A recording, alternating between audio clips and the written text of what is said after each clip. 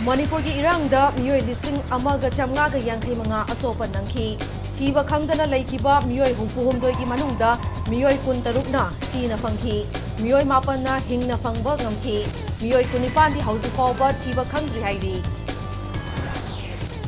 Mamang chahi May ahumdagi sera sida thokriba irangi manung channa chahi adumaki July tarukta Mangkibadagi ngasi fawba fangdriba mahiroi nupa macha amadi nupi macha ani di case ka mari leinana chenaba mingoi manga fare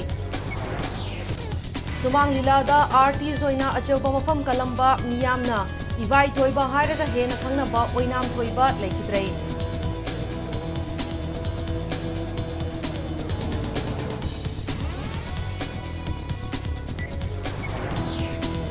Amasung Parliamentary Member MP Singh Amadi MLA Singh Set Legislative Assembly Amadi Parliament Vote Pinaba Natraga Wangang Naba Senja Tumja Toba Singh Legislative Privilege na Ngaklong Pinambadu Lawthok ni Haina Supreme Court na Fongtokray